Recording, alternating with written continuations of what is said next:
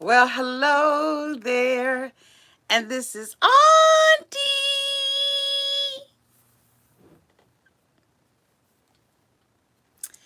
And I am here to do my review of 90 Day Fiance, Season 8, Tell All, Part 1. If this is your first time being here, please like, comment, and subscribe to my channel. And to all of my new subscribers, thank you all so much for joining the family. To all of my nieces and nephews who have been here with me for the long haul, thank you all so much for your continued support. If I had to rate this tell all, I would rate this tell all a C.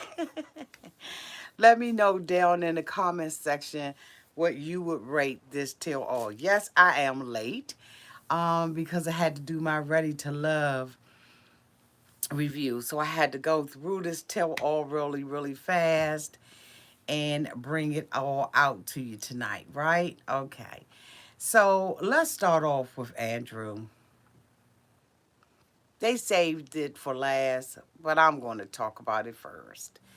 Andrew was sitting there looking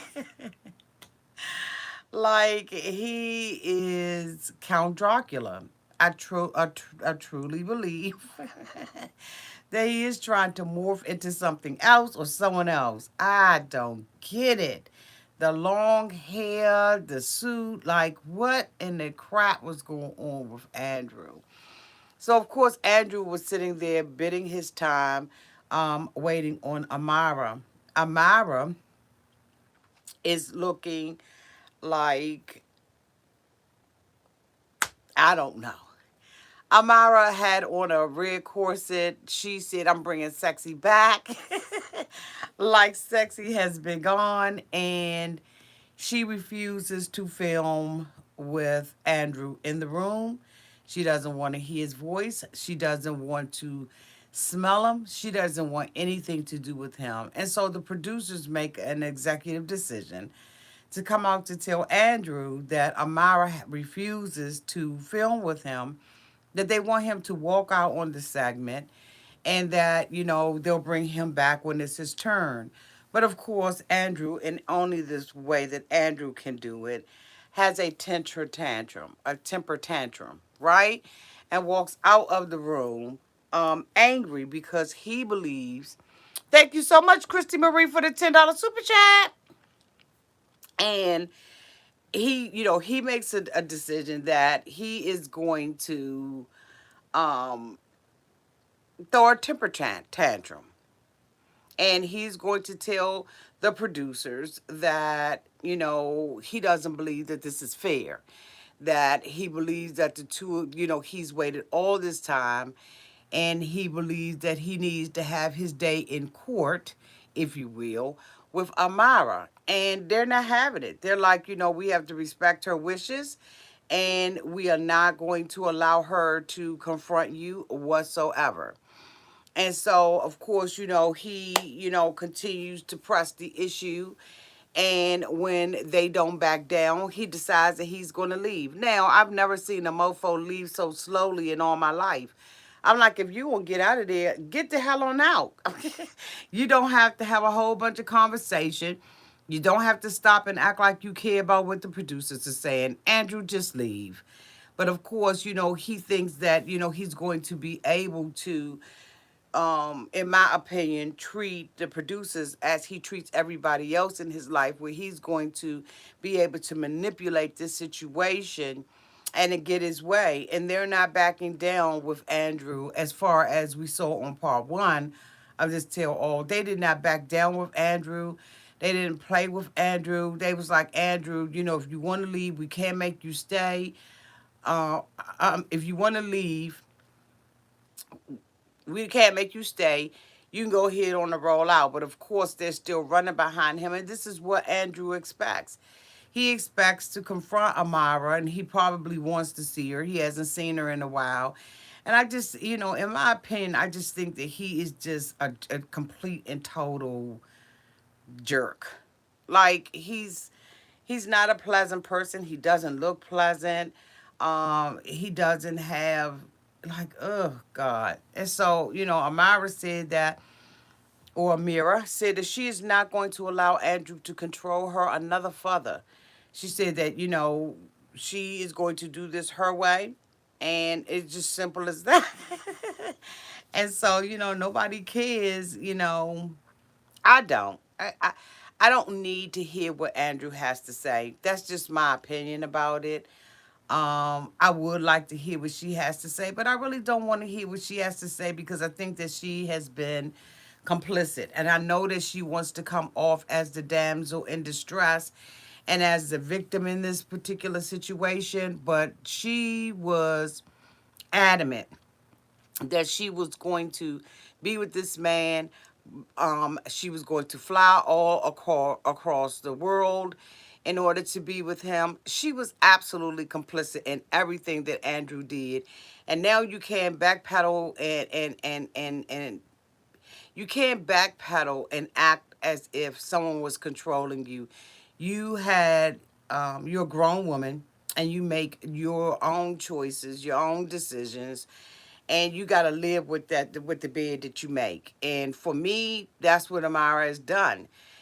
She believed in a mofo who gave her a whole bunch of promises, empty promises, and stuff like that. And then when it got down to it, she understood the game that everybody around her, by the way, had been telling her about. So Andrew, as far as we know, it's asked them to take off his mic and asked them to provide him a ride back to his hotel room. And I say, you know what, bye. You ain't doing none of us a favor by being here. The next person that I want to talk about is Yara and Jovi. I didn't hear most of it, to be honest with you. I don't really think that they have a storyline. Of course, we all know that they have had their baby.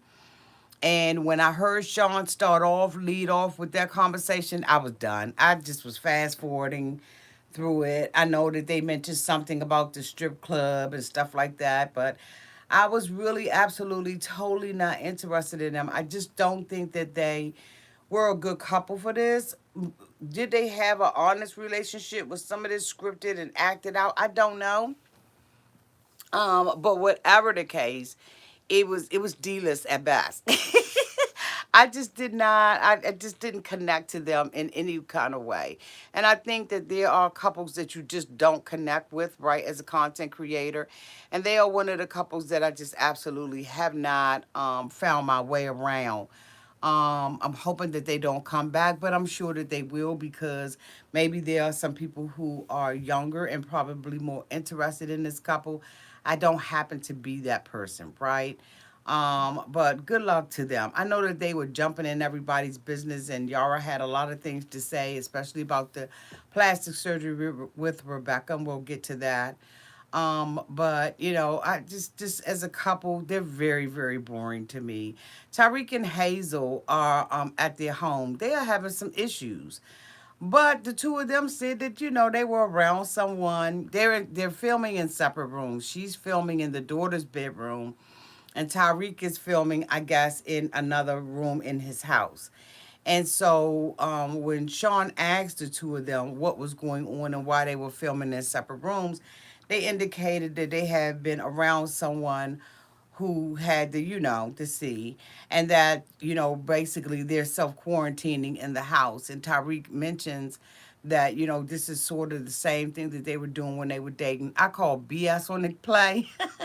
I think that they're lying. I think that they are definitely having marital problems because Hazel alluded to the fact that they were definitely having problems. And guess what? It's nothing to be ashamed of, nothing to hide, because all couples have issues. Now, whether or not these problems that they're having has something to do with the other person that they're bringing into their marital bed, I don't know. But I'm sure that we will find out in part two because they did not talk to them in part one. The next couple that I want to talk about is Brandon and Julia. Brandon and Julia are married, and of course, they're still going through the same thing. Julia indicates that she hates the farm and that she wants to move away from the farm. Of course, they're not going to be able to move away from the farm until Brandon steps up and becomes a man. And I think that may happen in 1, 2, 3, 4, 5 years from now. Brandon's parents have a hold on him, and he has a hold on his parents. He is taking the very easy way out. He indicated that he took Julia to an apartment, and Julia said it was a piece of. Okay, she said she said that this is just not where she wants to live at, and so they did not do it, and so Brandon took her to this beat down, rundown joint to try to prove a point that staying on the farm was better. Julia says that she takes care of the animals and everything on the farm because she wants to spend time with Brandon, because when Brandon works his full-time job, his parents have an expectation that he is also going to come home and take care of the farm as well. And I'm saying, God dang, I mean, this motherfucker, when does he sleep? So Julia says in order to be able to spend time with her husband, she goes out there and takes care of these chores. Things that Brandon would have to do, right? But she hates it and she does want to leave the farm. She says that that Brandon is her man now, and but the mother still wants to be in control. And the cast, Rebecca and everybody was chiming in and indicating that she really can't be the queen bee of the household because you know she can't be the queen bee of the household because the mother is.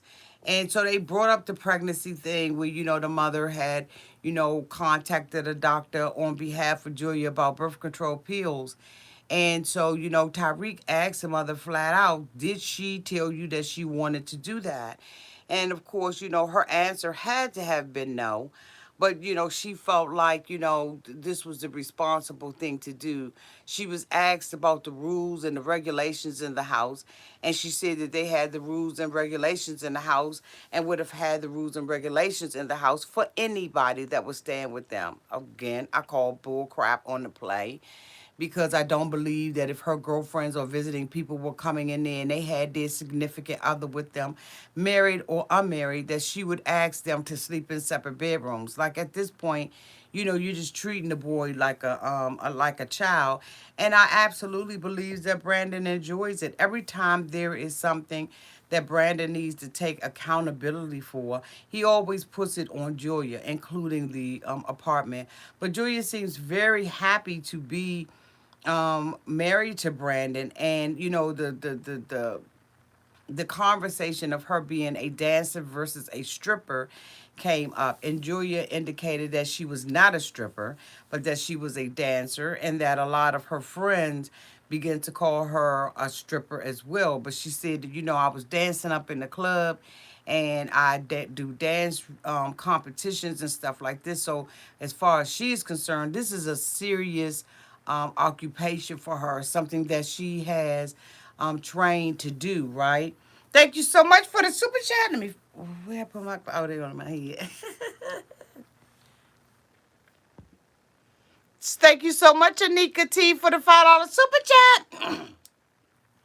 So it's just a whole bunch of stuff like going on between the two of them.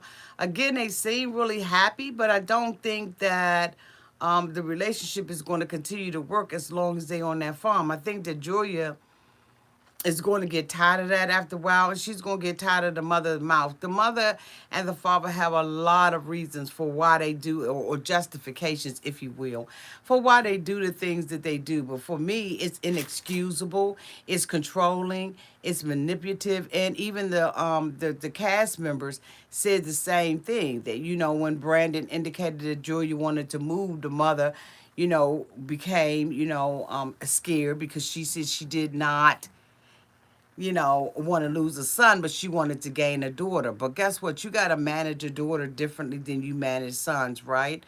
And so, and Julia is already grown. So it's no need of her mothering or managing Julia. Julia's going to have to make Brandon take responsibility for the stuff that he's supposed to be doing, because he's not taking responsibility for the stuff that he's doing. He's a little boy, in my opinion, and he needs to do a lot of growing up. The next couple that I want to talk about is Mike and Natalie. Now, this was a shocker. Now, of course, you all know that, I come out and I do my imitations of Natalie and stuff like that. And we get a good kiki and caca off of it. But this time, my heart absolutely went out to Natalie. Now, Natalie has presented herself as being better than Michael on multiple occasions. The way that she jabs at him and tries to demean him and tear his self-esteem down is sometimes a little rough to look at, right? Because it does appear that she is verbally and mentally and emotionally numb, and she doesn't have any kind of, in my opinion, emotional intelligence. She doesn't understand that, the things that she says and the things that she does really does have an effect on Mike. So of course, Mike, being the man of his own house, allows this woman to come over here begrudgingly, and she just talks to Mike like he's some crap. So the day of the wedding, Mike indicated that he left the home, hopped in his car, and drove down to the lake, which is on the property. Now, I don't understand how many acres he got, right? He must got more acres. Well, I'm sure he got more acres than your auntie, because when I look at him, I'm like, yeah, he got some acreage, okay? But this lake that's on the property, he drives down to it, and he said that he went down there by himself to kind of think about everything that was going on. And so for me, I just was like, okay, Mike is a man and he wants to clear his head, and all that kind of stuff, because a lot of times people do get wedding jitters about it, right? Thank you so much, Anika T, for the $5 super chat. Okay, she said Nelly got everything she deserved. Okay. And so, Mike, so Natalie, of course, says that she wakes up. First of all, when they came in the building in separate vehicles.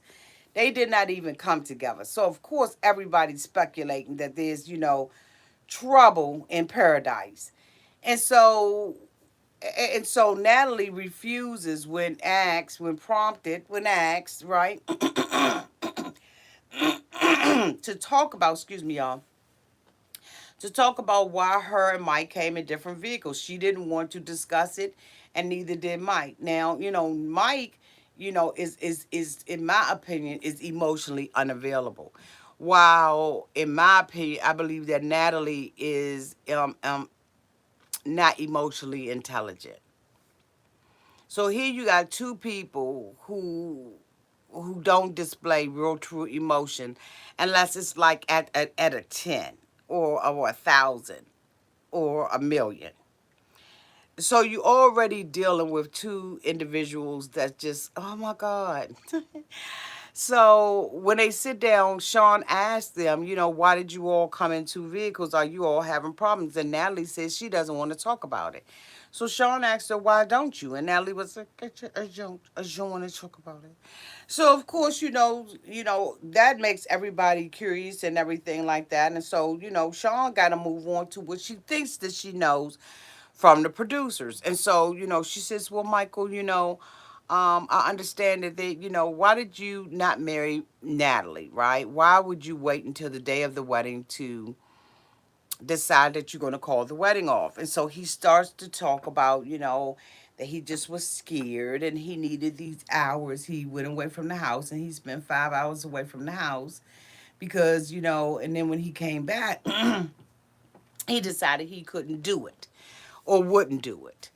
And so, of course, Michael brought everybody in, the next door neighbor and his mama, okay? So they backstage and everything because TLC shady like that, so they going to keep it backstage and and give them of the floor to give their opinions about the foolala and all these shenanigans, right?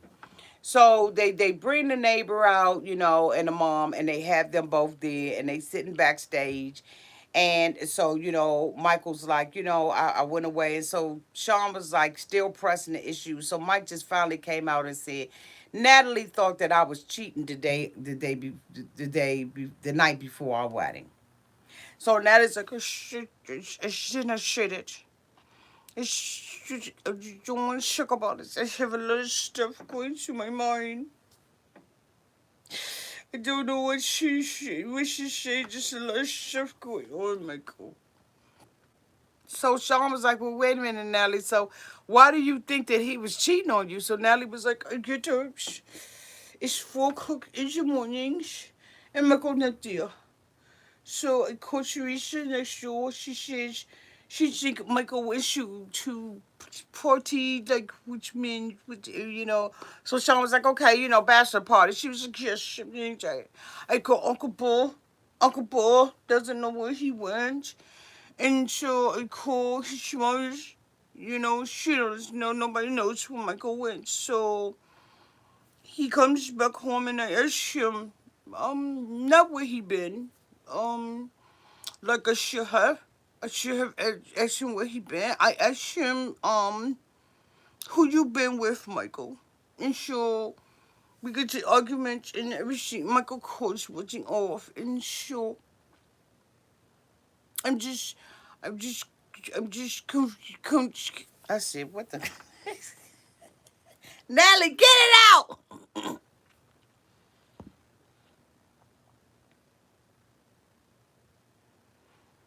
Thank you, Sophia Wilson, for the 4.99 super chat. Auntie, love you. What a food to my soul you are. Oh, thank you, boo. So of course, she's going through the rigmarole. Mike's sitting there like, when the next time I'm getting my next beer. I don't care.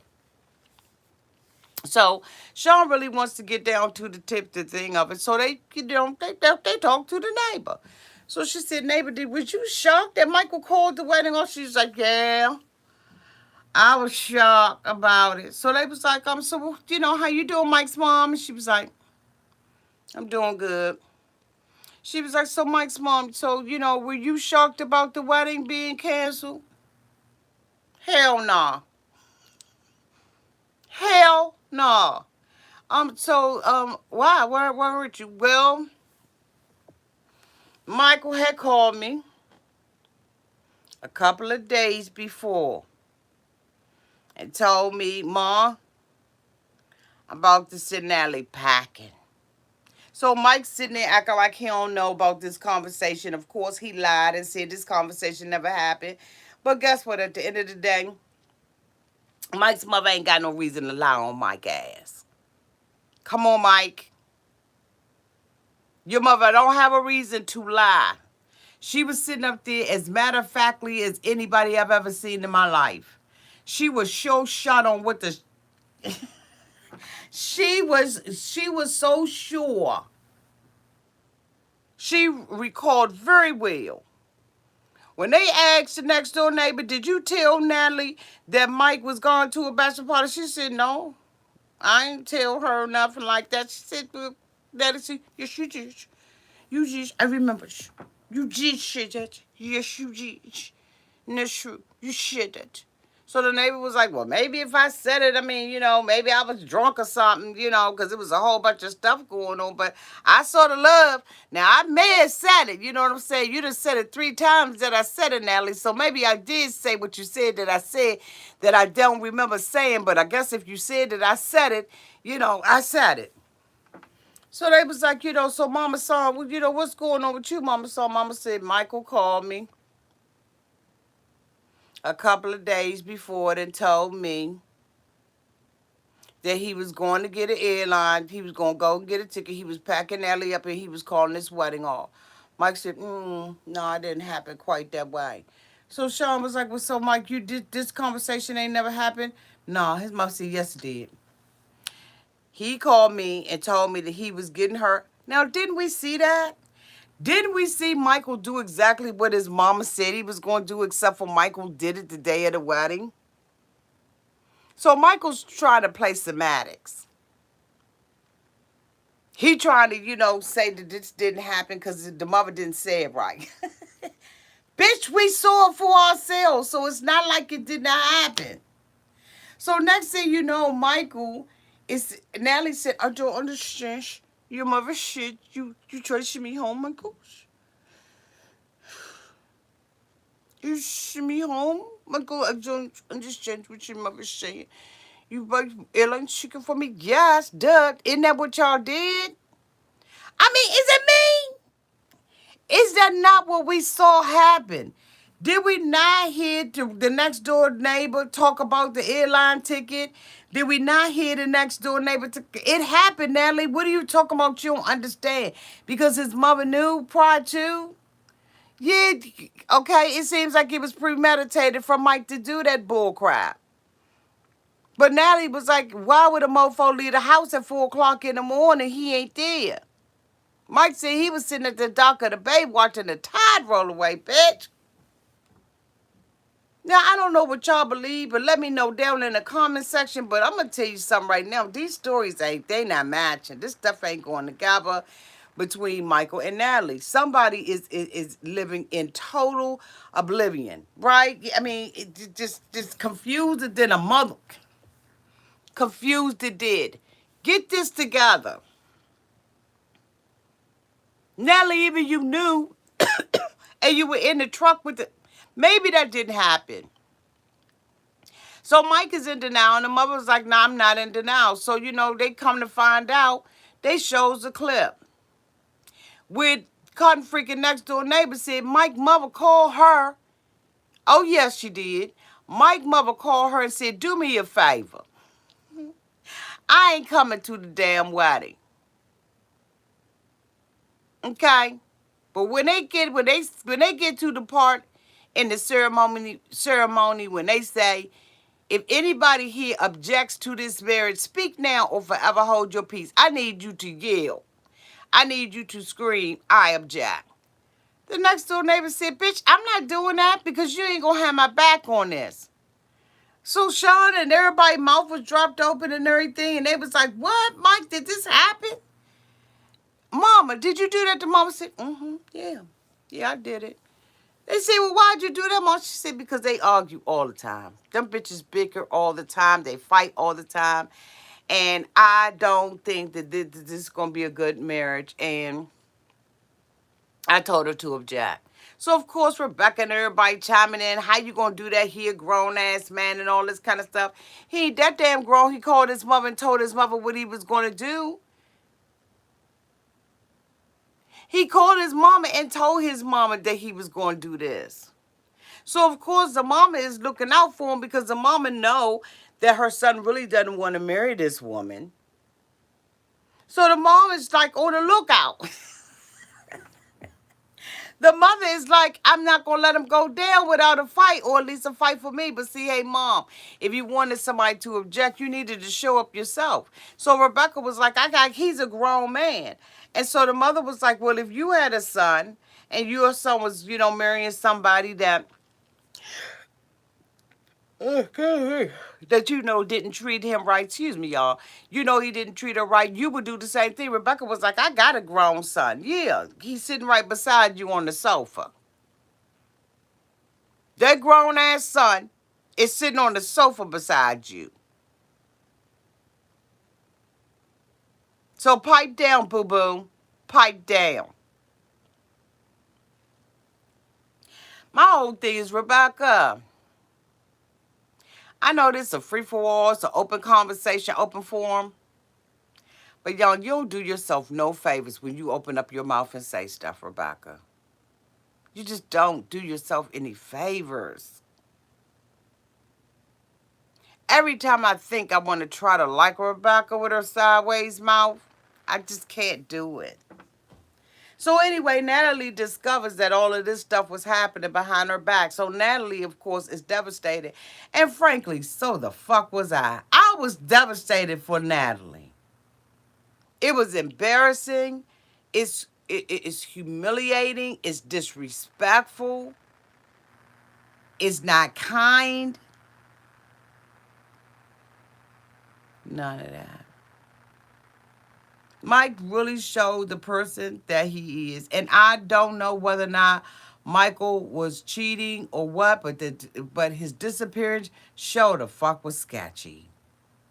Mike indicates the reason why he could not hear her phone calls because he was in a remote area in the woods. He said, Natalie, when we in that area and you're hugging trees, that we can't give telephone reception to tell you that you look crazy hugging them trees. But Natalie disagrees with it, and she believes that Michael was with another woman. So Sean asks Michael, Michael, have you ever given Natalie a reason to believe that you were cheating? And he was like, no. And Natalie was, I'm jealous. I think I might be jealous. I think I might be jealous because Mike's mother has said that she believes that she has an issue with jealousy. She said that she believes that she thinks she's better than Michael and all that kind of stuff. Like the mother was like straight. Like I don't know what the mother had been drinking before, whether there was some Henny or something, but Mama was calmer than calm, and she did not take any prisoners. She ain't cut no corners. She was shooting straight from the hips, whether you like it, whether you didn't. Mama sat out there and told the damn truth, the whole truth, and nothing but the truth. And that's exactly what Michael needs to do. Michael is not being honest. When they went outside to eat for the break, Natalie was sitting at a table eating out of a box, right? And she was digging into it. I'm sure it was a vegetarian meal. Michael got his box and came over there and sat with her and was trying to make small talk. Nellie got up and took her stuff to another table. She's done with Michael at this point. But the next door neighbor said that the reason why she didn't object is because she saw the love between them. She said that she sees them all the time and she understands that they really are in love with each other. We're going to be able to find out next episode is some other stuff that's supposed to go down between the two of them because the girlfriend, Sarah, Michael's best friend that he stayed with for her the day before wedding, she's going to be coming on there, so that should be good. The last person I want to talk about is Rebecca. Rebecca is sitting out there and she's looking good. I must say so myself. She indicated that she had Botox and she had lip fillers, and she said that when she came out of her appointment and her lips was all blown up, that Z had attacked him. She said that he just loved it. He loved the juice that was just dripping out of her mouth, the cotton swabs. He enjoyed the lip being plump. She also talked about having a mini tummy tuck. To remove some of the fat from her belly, which is something I'm considering doing myself. Okay, if you want to improve some on your body, you improve it. If you want to, you know, you want to change your nose. And so it was a conversation about plastic surgery. She stood up and everything. She said she was still swollen. They asked her, why was she doing it? She said to look younger. So they asked Zia, do you want her to look younger? And Zia was like, damn Skippy. So of course, Rebecca does stuff like that, for a shocker. But then when Zia says something or he agrees with her, now she fucking offended. Rebecca, pick a struggle. Pick a struggle. It can't be both struggles. You gotta pick one. So of course, Rebecca's, she a little offended and rubbed the wrong way. And, so the girls start talking about plastic surgery. And Sean asked, did anybody else have anything done? And so, Natalie said that she was getting her lips done. And, she should have said her nose, her cheeks, her chin, and all of that, but she didn't. So, we digress. But Yara said that, she got her nose done. She said because her nose looked like a clown nose, basically. But Julia got upset because Julia said, she don't have no understanding. Get your ass in the gym. But you know what? When there's certain things that are flaws or certain things that that you've worked very hard to get rid of, especially a woman of our age, right? Stuff really starts slowing the fuck down when you hit 50s. Women, let me tell you, 50s, you come into certain awarenesses, right? And you mature in areas that you never thought that you would mature in. But the struggle is real. So anyway, Rebecca, talks about that, and she's happy that she got the surgeries done, and that Zia to say that he's excited about her, and she looks younger and sexy and all that kind of stuff. Then they bring out the two kids, right, Tiffany and Micah, and they begin to talk about the relationship. Rebecca brings up the fact that the girl Haley was, flirting with Ziaz and making eyes and all this kind of stuff. Tiffany said, Mom, stop, Mom. You're telling a lie. The girl was not interested in him. She was not flirting with him at all. She was not flirting with him. She said all she was trying to do was be kind. So they asked, Zia, how did he feel about it? So he's like, I don't know. Rebecca is teaching me that American women are different and that they treacherous and that they'll take your man, that they have no morals, no dignity, no nothing. Because now something that was as innocent as this girl offering a truck to someone who is moving ain't like she offered to go and buy some Victoria's Secret for him to look at her in. You brought up a subject matter. She had a resource. She offered you the resource, but you saying the girl was heavily flirting? The daughter was like, she was not, Mom. She wasn't. Rebecca is completely immature. And I know that she's seen heartbreak, like the Heartbreak Hotel or at the Heartbreak Hotel, but the insecurity would drive me crazy. I would be so sick of her. I wouldn't know what to do with myself. If I had a man in my life like that, can you imagine having a man in your life like that? Every time you turn around, you got to be suspicious of another person of the opposite sex because they look at you funny or they offer to open up the door for you. God forbid, bitch, if you got a package that's too heavy and they carry the package to the car and your man is mad about that, man, bye, I'm out of here for real. I'm out of here. You got to be able to hold your own.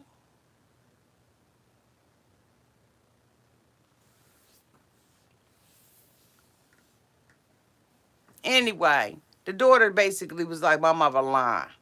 Wasn't nobody trying to do nothing with no Zed.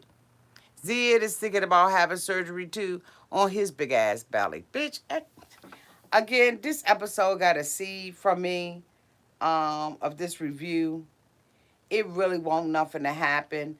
Most of the time, when you are looking at these tell-alls, it's part two that's good, but by then, it's over. We're going to start back up with Amara and Andrew, I'm sure, and all the drama that ensues with this relationship. But don't be looking for no high rating next week than what you got this week because it just, it ain't. It just won't that good. I mean, and they need to really like ask us what we want to ask. And I mean, like people who really, I don't know.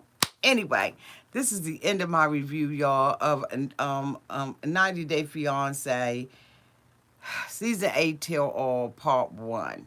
Thank you to everybody who super chatted. Thank you so much to my moderators who always keep the room safe. Thank you to all of you all for your patience, your love, your kindness, and your support. If you have already been here like 2 times, right? You've seen 2 of my videos, right? You've gotten a good kiki and a caca. Hit that damn subscribe button. Because guess what? If you've been back twice, you already part of the family. So you might as well go ahead on and make the commitment. And once you hit that subscribe button, make sure you hit the bell for the notifications. It looks like, according to my analytics, that only 23% of you all have actually hit that daggone bell to be notified.